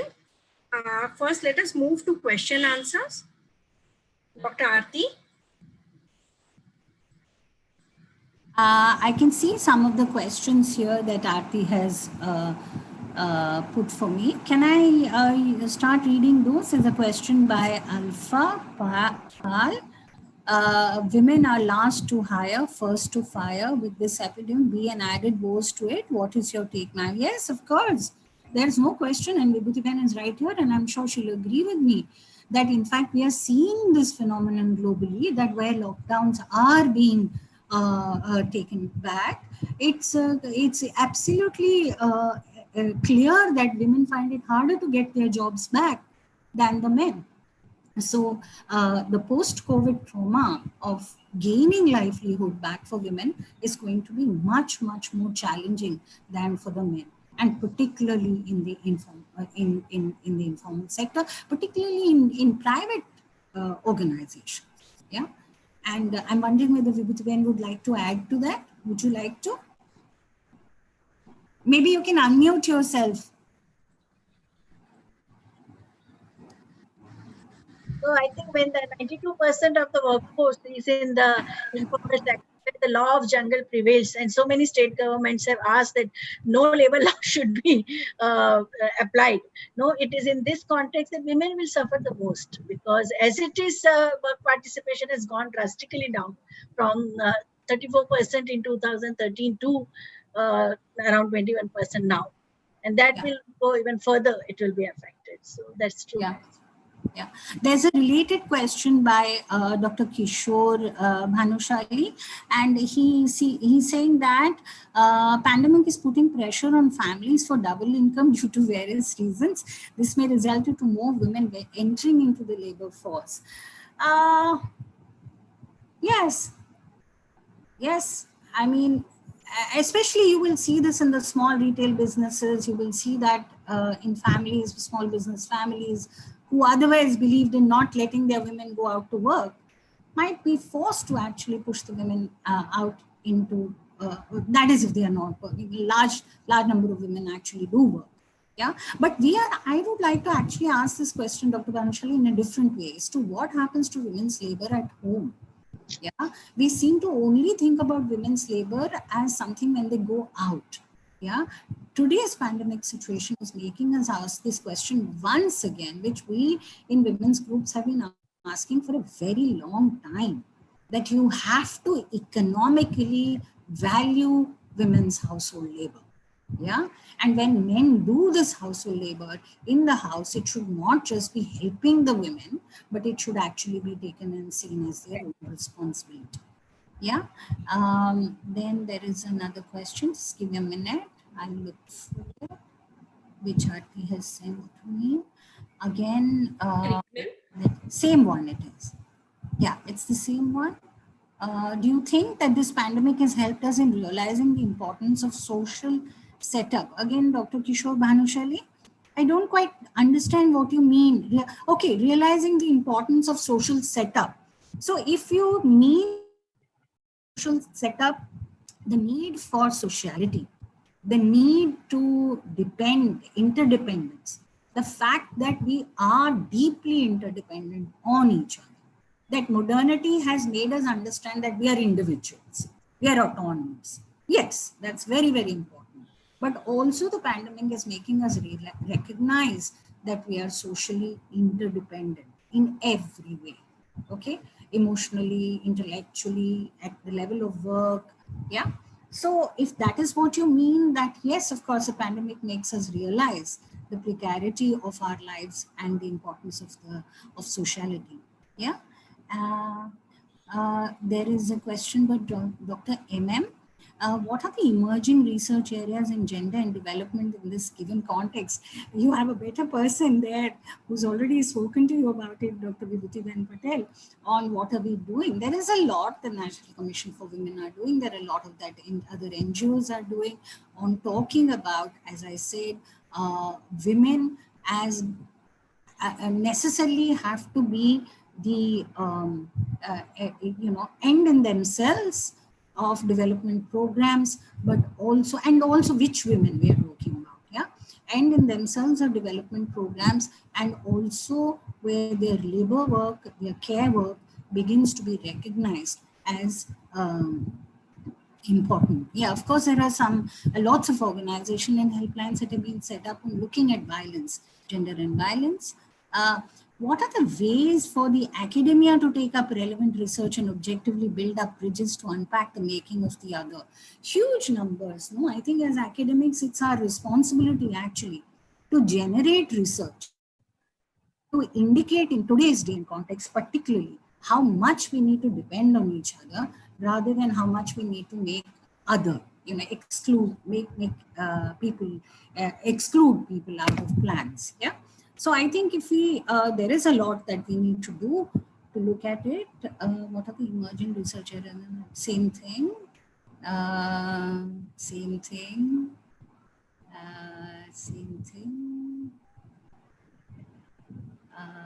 Yeah. So I think whatever the questions are that I have been sent here by Aarti, I think I seem to have addressed them. But I definitely like to say that as academics, we have to really Thank you. It was very useful. We seem to be getting caught, and we need to do that. There's no question about it. We seem to be getting caught in how should we do online, how should we get ourselves capable, how should we equip yourself, when are we starting online classes, when are we starting online exams. There's a lot of pressure to do that. Yeah, and with the burden of what are we going to do with our household and the work that is there. But I think at this point in time, it's very important for us to understand our role as academics, as social scientists. It's very important to allow, as Anuradha was also saying in the morning, allow your students the space and the time to heal, to process what is going on before we ask them to start becoming productive. Yeah. So I think as academics, if we can persuade the communities and the worlds around us that we need to reflect, we need to process before the pressure of productivity just overtakes us, and the best values of our profession, which is to make sensitive human beings, which is to make intelligent human beings. Yeah. If we'll forget that task if we are not careful. Okay. Because I know I work in science studies, and I know that what technology can do, it can just overtake. Yeah, and digital technologies have already overtaken, and now they will just, with artificial intelligence coming in. So we have to preserve and conserve our humanity, and whatever that means to all of us. Yeah. So I think as academics, we have a tremendous role to play in coming out of and making the post-COVID world. Yeah. And unfortunately, in the pandemic times, we've been arguing, saying social scientists are not taking, it's become as if it's the turf of the natural scientists. Yeah, because their epidemiologists are going to tell us how to fight the virus. And they're going to tell us how to do social distancing. But the social scientists are telling us something different, that what has happened in Sweden, don't we need to take on board the fact that social distancing was not done there. Lockdowns were not done. Social distancing, I won't say. Lockdowns were not done there. Did, for example, it lead to success? Did they develop herd immunity? All these are also questions that the social scientists should get engaged and involved in.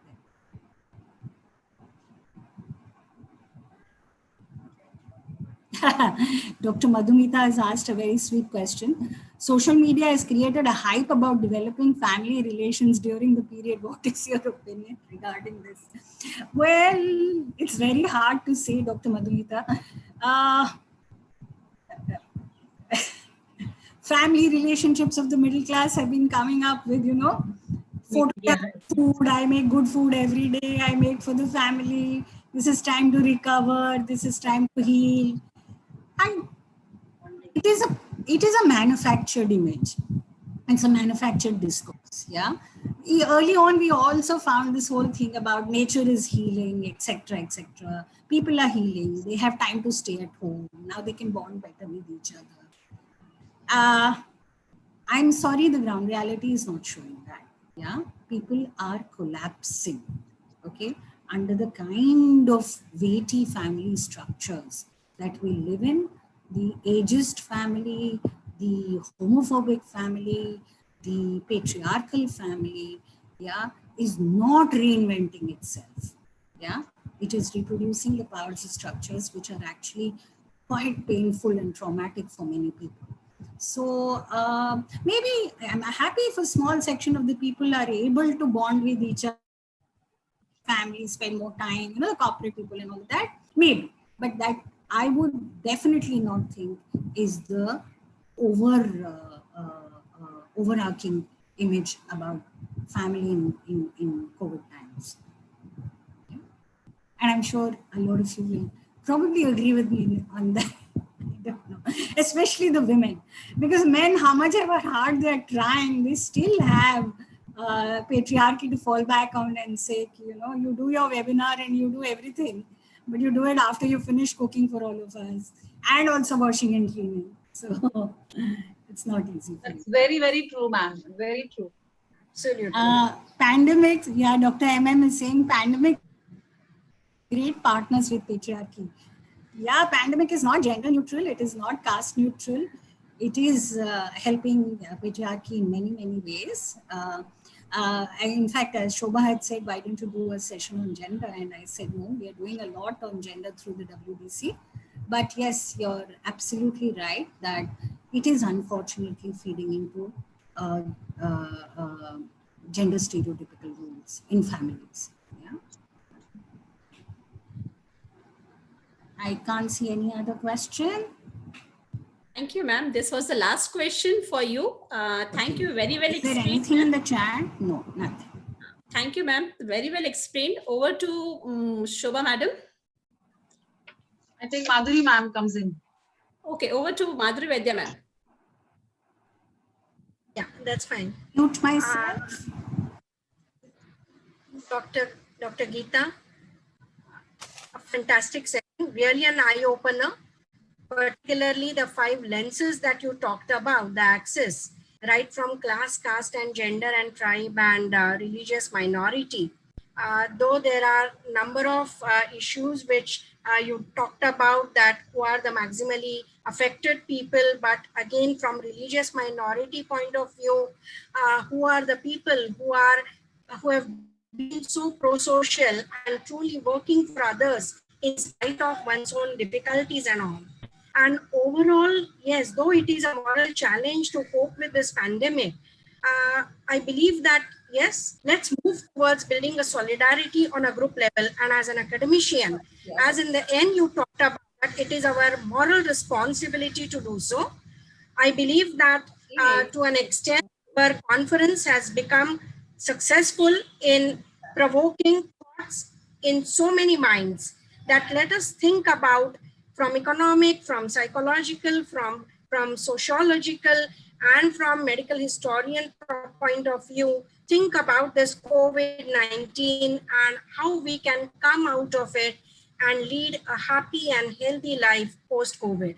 I hand it over to Shobha for further formalities. And thank you, Geeta, once again. Thank you, Dr. Somni.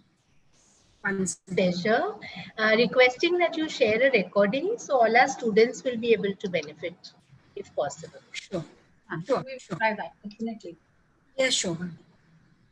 I, of course, have also made the request that since this has been largely an academic exercise, I personally think, I don't know what Anuradha would say, that I would not like it to be kept on YouTube, permanently. That's my request. Yes, ma'am. I was just about to mention that. Okay. Thank you. So it's my privilege to propose the vote of thanks. Thank you, Madhuri. Over the past 3 days, we have deliberated over several dimensions and perspectives of the current COVID pandemic. The eminent resource persons Dr. Mridula Ramanna, Dr. Judy Andrews Grace, Dr. Vibhuti Patel, Dr. Jaisani, Dr. Anuradha Sovni, and lastly but not the least, Dr. Geeta Chedda have shared their expertise and wisdom in an engrossing and inspiring manner. I would like to express my gratitude to each one of them for sharing their valuable time and efforts in such a lucid and accessible manner.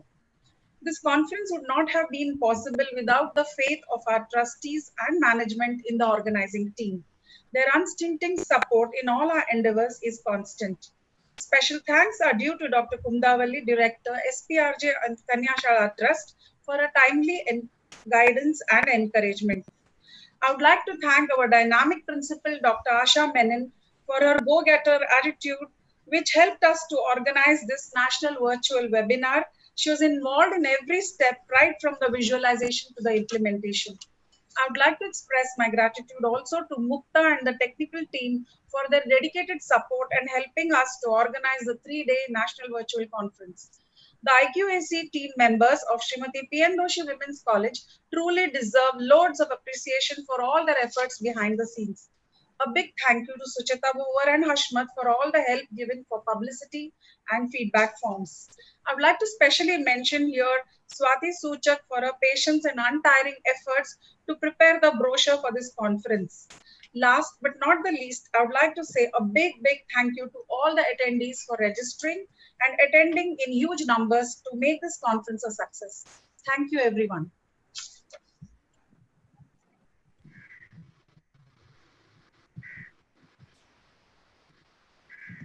We will stop live streaming first.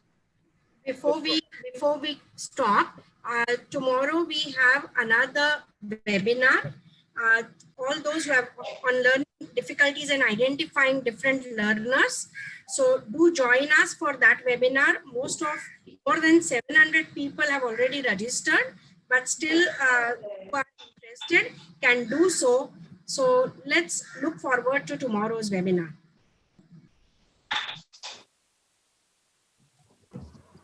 Should we stop live streaming?